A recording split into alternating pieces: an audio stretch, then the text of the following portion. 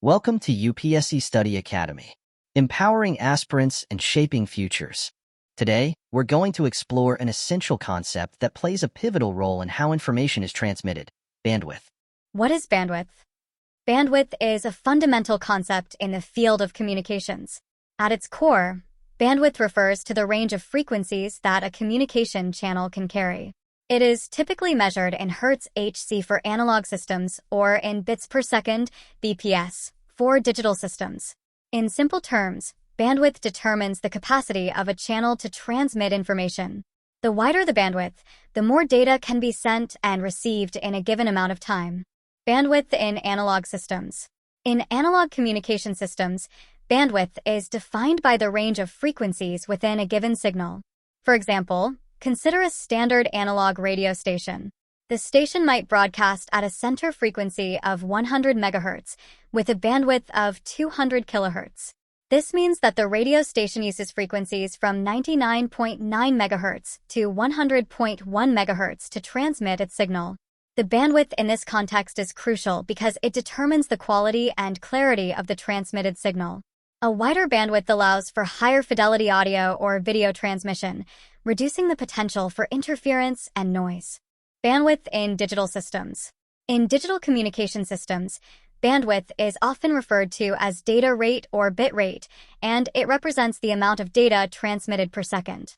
For example, an internet connection might have a bandwidth of 100 megabits per second, which means it can transmit 100 million bits of data every second. Digital bandwidth is crucial for the efficiency and speed of data transmission. Higher bandwidth means more data can be sent in less time, which is essential for activities like streaming videos, online gaming, and video conferencing. But why does bandwidth occur? Bandwidth occurs as a fundamental aspect of signal processing and communication, describing the range of frequencies a signal occupies.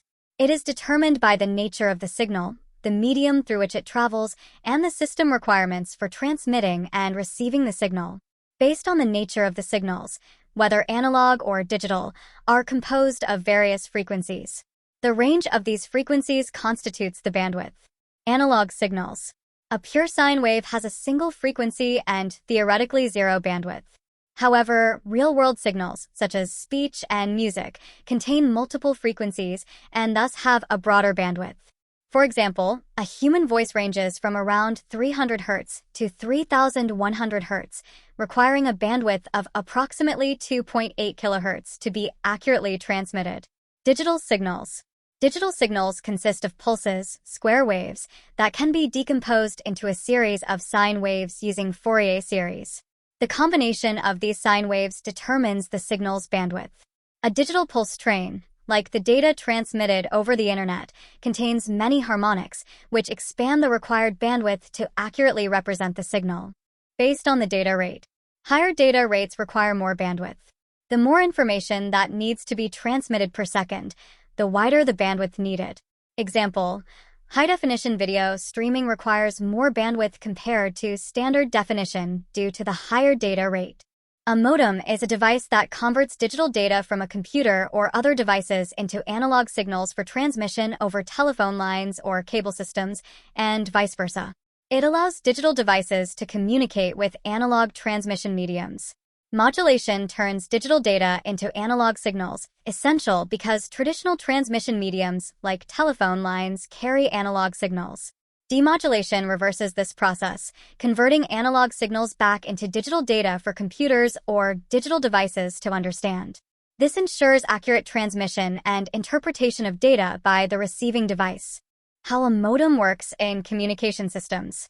When you send data from your computer, the modem first converts the digital data into an analog signal.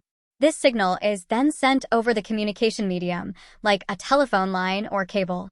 When receiving data, another modem receives the analog signal and changes it back into digital data. This data is then delivered to the receiving computer or device, finishing the communication. In the world of communication systems, understanding the bandwidth of different types of wires is crucial for efficient data transmission. First, let's explore twisted pair cables, commonly found in telecommunication and networking. Twisted pair cables consist of pairs of wires twisted together, reducing interference and improving signal quality. Next up, coaxial cables, known for their versatility and high bandwidth capabilities. Comprising a central conductor, an insulating layer, a metallic shield, and an outer insulating layer, coaxial cables are ideal for cable television, internet, and various other applications. When it comes to bandwidth, twisted pair cables like Cat5e and Cat6 are widely used in Ethernet networks.